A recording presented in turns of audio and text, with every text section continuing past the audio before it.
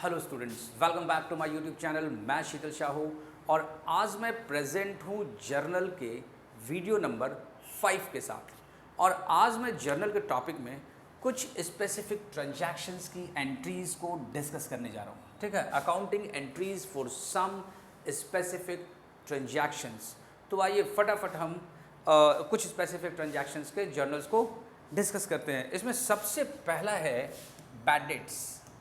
Student, bad debts होता क्या है? सबसे पहले हम ये जानेंगे बैड डेट्स। एक्चुअली वो डेटर्स जिसे हम रिकवर नहीं कर सकें, debtors which are irrecoverable, debtors which are इनरिकवरेबल। और बैड डेट्स जैसे हमने क्रेडिट सेल किया mister credit sale to Ram को क्रेडिट सेल किया 5,000 रुपीज़ का, है ना। राम को क्रेडिट सेल किया 5,000 रुपीज़ का, तो मिस्टर राम जो है वो मेरे बुक्स ऑफ अकाउंट्स में हो गया डेटर। ठीक है, और बाद में जब राम से मैंने पैसे मांगे, है ना, जो भी ड्यूरेशन के बाद राम ने प्रॉमिस किया था, मान लो विद इन 1 मंथ और विद इन 2 मंथ पेमेंट का, जब मैंने राम से 5,000 रुपीज़ मांगे तो राम ने मना कर दिया।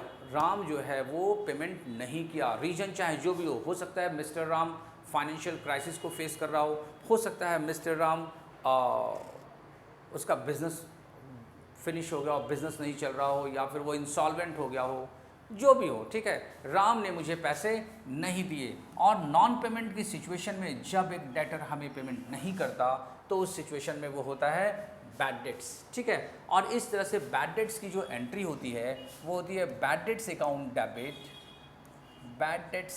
Debit to debtors account. हम अपने डेटर को क्रेडिट करते हैं और बैड डेट्स को डेबिट करते हैं। ठीक है, bad debts account debit to debtors account. ठीक है, यहाँ पर बैड डेट जो है वो हमारे लिए लॉस हो गया। ठीक है, हमारा डेटर अगर हमें पेमेंट नहीं करेगा तो लॉस हो गया। और डेटर जो कि एसेट नेचर का है, डेटर एसेट डिक्रीज क्रेडिट। ठीक है, तो स्टूडेंट्स ये हो गया बैड डेट्स। ठीक है, बैड डेट्स में ये भी पॉसिबल है कि जो हमारा डेटर है वो पूरा का पूरा 5,000 ना दे, और ये भी पॉसिबल है कि हमारा जो डेटर है वो 3,000 का पेमेंट कर दिया और 2,000 का पेमेंट नहीं किया।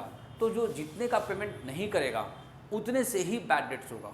हमने यहाँ पर फुल पहले डिस्कस किया bad debts account debit to debtor. ये हो सकता है कि उसने 3,000 का पेमेंट किया और 2,000 का पेमेंट नहीं किया, तो इस सिचुएशन में एंट्री होगी कैश और bank account debit 3,000, bad debts account debit 2,000 to debtors 5,000।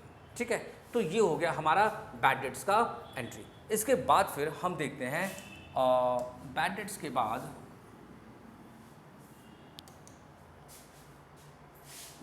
के बाद हम देखेंगे bad debts recovered.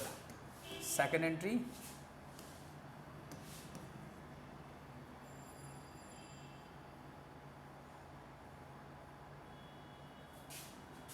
Bad debts recovered.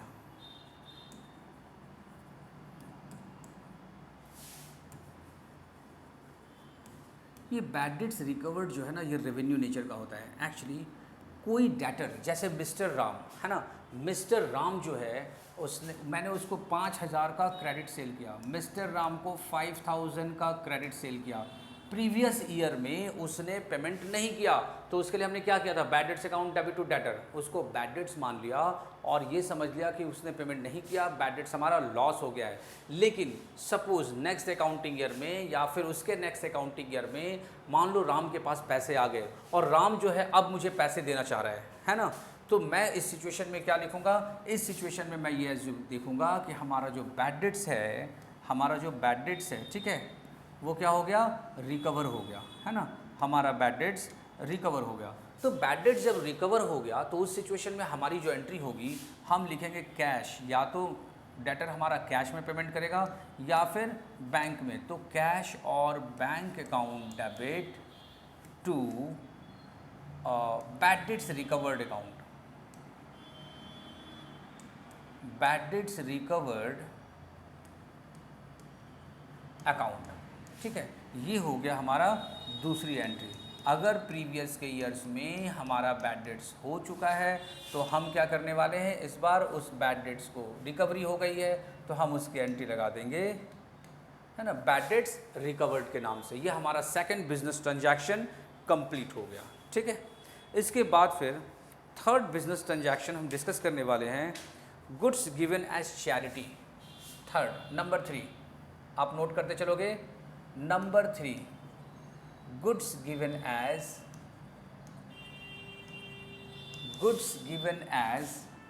Charity. Suppose mister X का बिजनेस है ना, और मिस्टर एक्स को लग रहा है कि क्यों ना कुछ चैरिटी करी जाए, है ना, क्यों ना कुछ चैरिटी करी जाए। और इस तरह से मिस्टर एक्स ने क्या किया, अपने ही गोडाउन से, अपने ही बिजनेस के गोडाउन से जो है गुड्स निकाला और क्या क्या, कुछ चैरिटी में बांट दिया। सपोज मिस्टर एक्स के बिस्किट की एजेंसी है और वो बिस्किट की एजेंसी में से 100 पैकेट, 10 वाले बिस्किट के पैकेट्स निकाले, 100 पैकेट्स ऑफ बिस्किट ₹10, ठीक है, वो निकाले और उसको क्या किया, बंटवा दिया लोगों में, ऐसे गरीबों में बंटवा दिया, ठीक है। तो क्या हो गया, ये हो गया चैरिटी।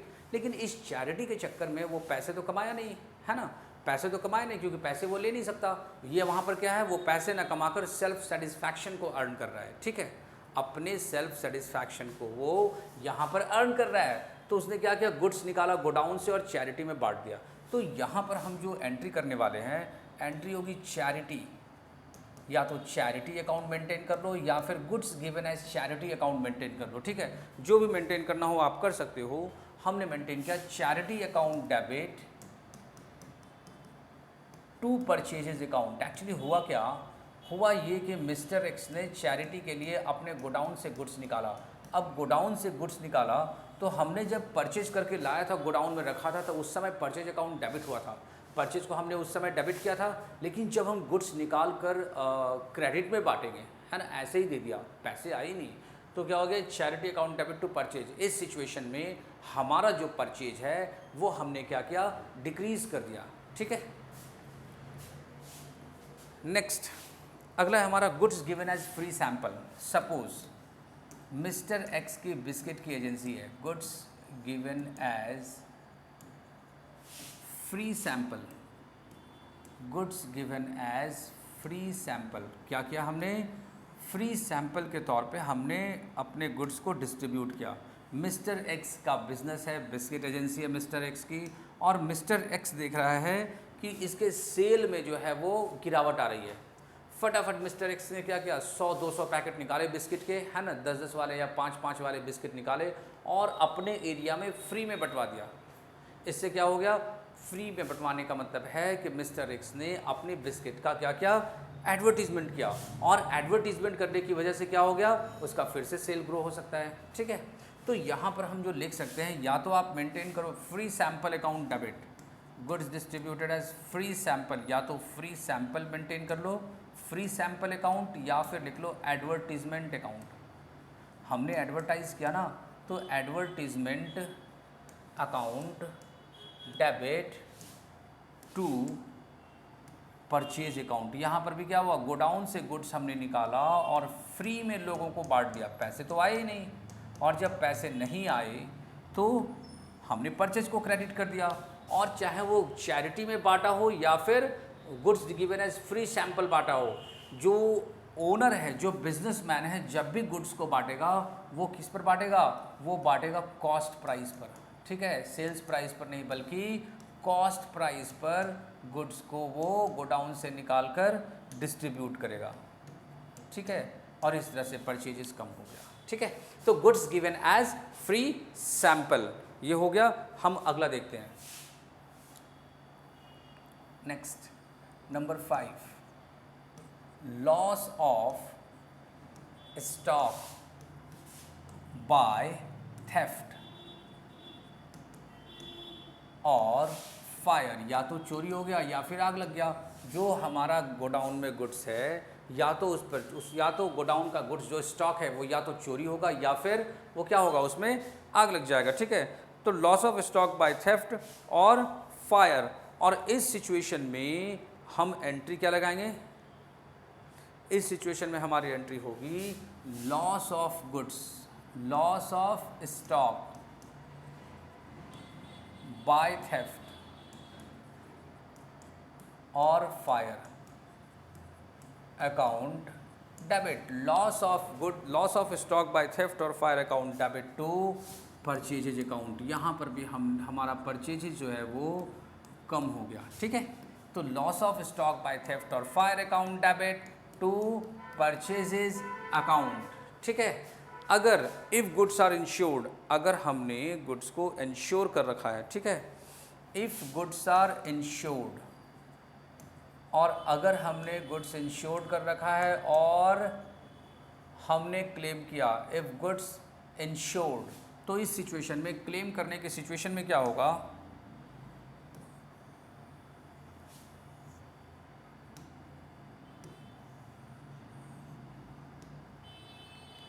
क्लेम करने के सिचुएशन में होगा इंश्योरेंस कंपनी, या तो आप इंश्योरेंस कंपनी को डेबिट कर दो या फिर इंश्योरेंस क्लेम को डेबिट कर दो, दोनों एक ही चीज़ है। Insurance claim account debit to loss of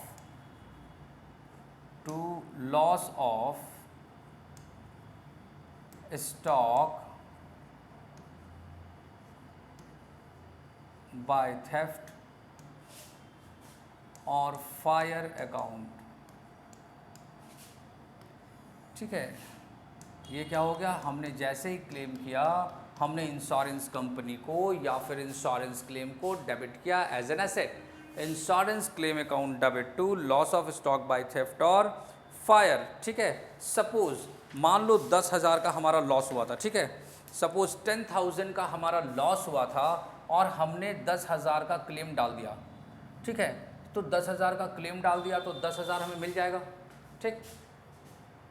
या ये हो सकता है तो पूरा का पूरा मिल जाए मुझे, ठीक है। सपोज 10,000 का 10,000 मिल जाए। If fully claim is received, अगर हमने फुल्ली क्लेम रिसीव कर लिया, if fully claim is received, पूरा का पूरा क्लेम जो है वो रिसीव कर लिया गया, इस सिचुएशन में क्या होगा, इस सिचुएशन में हम एंट्री करेंगे bank account debit to insurance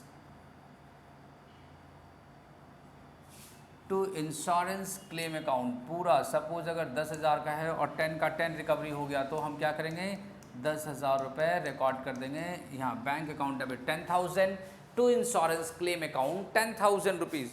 लेकिन पॉसिबल है कि फुल पेमेंट ना करे, है ना। इंश्योरेंस कंपनी जो है वो फुल पेमेंट नहीं करे, क्या करेंगे, if not full claim is paid by insurance company, हमने इंश्योरेंस कंपनी से पूरा का पूरा पेमेंट नहीं ले पाए, ठीक है, हमें नहीं मिला। अगर इंश्योरेंस कंपनी पे नहीं किया तो not full claim is paid by insurance company. तो ऐसी सिचुएशन में हम क्या करेंगे, इस सिचुएशन में हम जो एंट्री करेंगे बैंक अकाउंट डेबिट, मान लो 10,000 था, 8,000 का ही क्लेम किया, 8,000 ही मिला, तो bank account debit 8,000, bank account debit 8,000, और फिर यहाँ लिखेंगे लॉस ऑफ स्टॉक और fire account debit to insurance claim account, ठीक है। Bank account debit loss of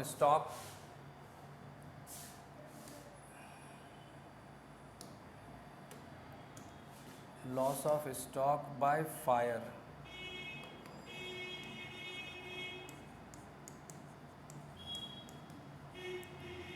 account debit, ठीक है। इस तरह से हो गया ये 3 एंट्री। अगर हमारा लॉस हुआ है तो हम क्या एंट्री करेंगे, loss of stock by theft और fire account debit to purchase account. अगर गुड्स इंश्योर्ड है तो हम फटाफट कंपनी के पास जाकर क्लेम करेंगे, और वैसे सिचुएशन में हमारी एंट्री होगी insurance claim account debit to loss of stock by theft और fire account. If fully claimed is received, अगर पूरा का पूरा क्लेम हमने रिसीव किया तो bank account debit to insurance claim account. If not fully claim is paid by insurance company, अगर insurance company ने फुल पेमेंट नहीं किया तो ऐसी सिचुएशन में हम क्या करेंगे, bank account debit, loss of stock by fire account debit to insurance claim account. ठीक है, ये हो गया हमारा loss of good, loss of stock by theft और फायर की जर्नल एंट्री। हम इससे जब प्रैक्टिकल क्वेश्चंस भी करेंगे ना, वहाँ ये और अच्छे तरीके से क्लियर होगा। ठीक है, ये हमारा 5वां था। अब हम छठा देखेंगे, 6 पॉइंट।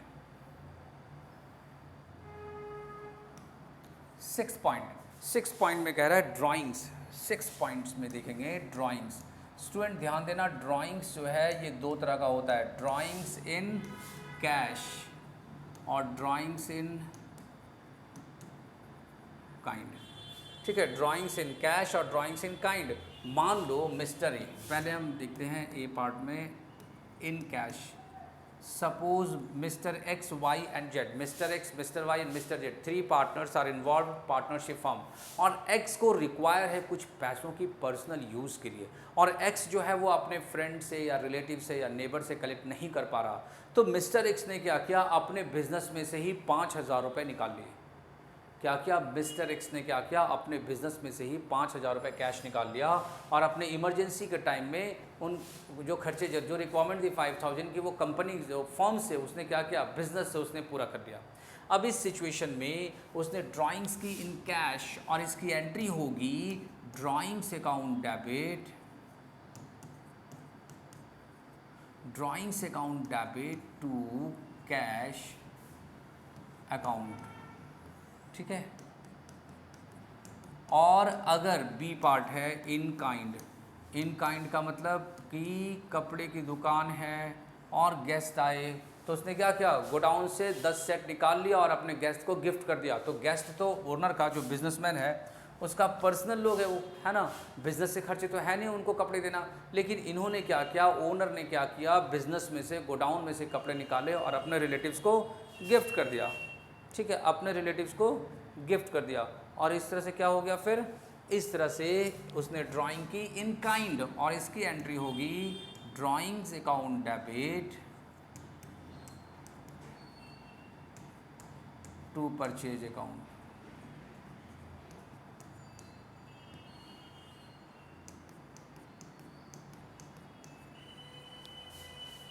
ठीक है, ये हो गया ड्राइंग्स। ड्राइंग्स के बाद हम देखेंगे आगे, सपोज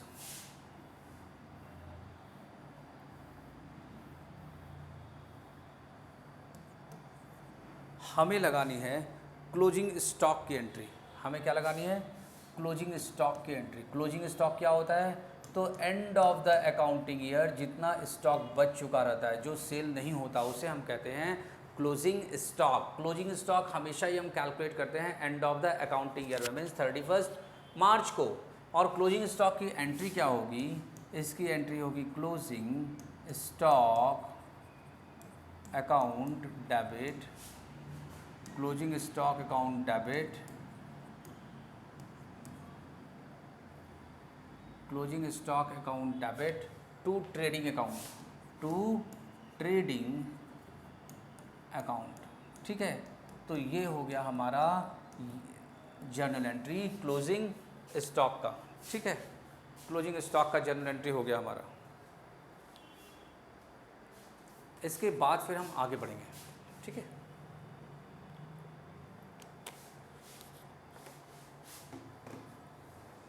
क्लोजिंग स्टॉक के बाद देखते हैं हम आउटस्टैंडिंग एक्सपेंसेस। सुन, ये आउटस्टैंडिंग एक्सपेंसेस है क्या? आउटस्टैंडिंग एक्सपेंसेस वो एक्सपेंसेस है जो ड्यू तो हो गया, लेकिन अभी तक हमने उसका पेमेंट नहीं किया।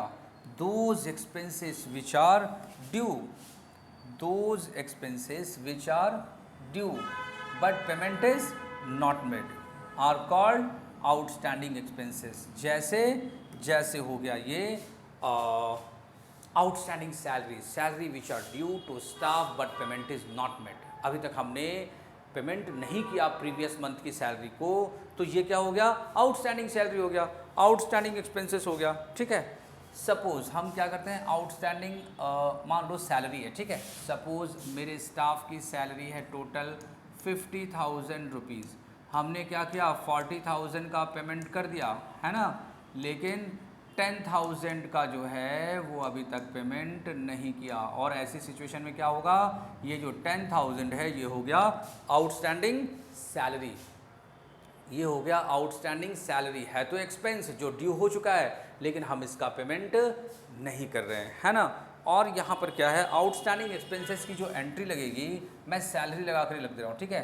सपोज सैलरी, तो एंट्री क्या होगी, salary account debit to outstanding salary account.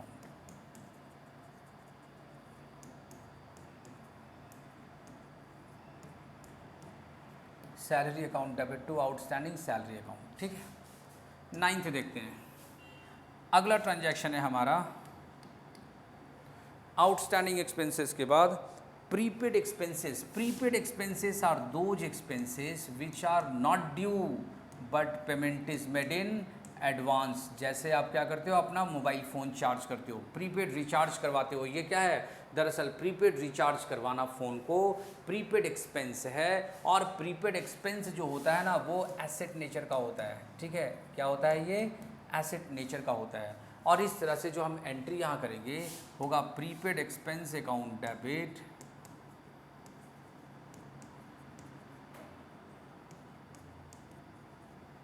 To expense account.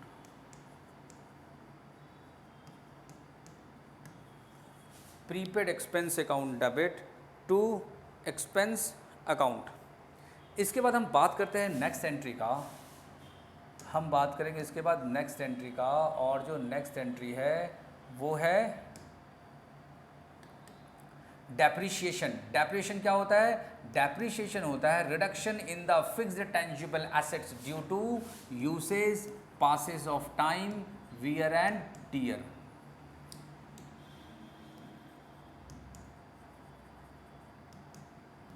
Depreciation ये फिक्स्ड टेंजिबल एसेट्स पर हम चार्ज करते हैं। डेप्रिशिएशन एक नॉन कैश चार्जेबल एक्सपेंस है, और इसकी जो एंट्री होगी वो होगी depreciation account debit, depreciation account debit to fixed asset account.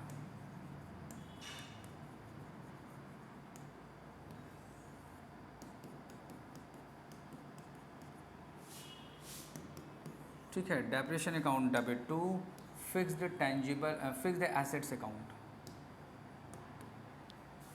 ये हो गई हमारी डेप्रिशिएशन की एंट्री, ठीक है। इसके बाद फिर एक है interest on capital. Actually partner जो भी ओनर होते हैं जो कैपिटल कंट्रीब्यूट करते हैं, है ना, जो कैपिटल कंट्रीब्यूट करते हैं, कई बार जो ओनर है वो अपने कैपिटल से जो है वो इंटरेस्ट नहीं चार्ज करता।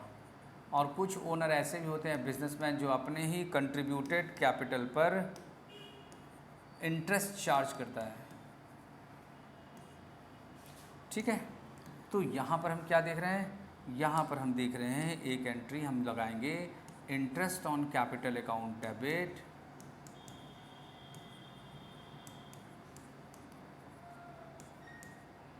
Interest on capital account debit to capital account. और इस तरह से लगभग जो है इम्पॉर्टेंट ट्रांजैक्शंस को हमने कवर कर लिया है, ठीक है। एक और है interest on drawing, interest on drawing. जिस किसी पार्टनर ने ड्राइंग किया तो वो विद इंटरेस्ट जो है वो बिजनेस में पैसा वापस करेगा, ठीक है, विद इंटरेस्ट जो है वो पैसा वापस करेगा। और इंटरेस्ट ऑन ड्राइंग के लिए जो हम एंट्री लिखने वाले हैं वो है capital account debit to interest on drawing,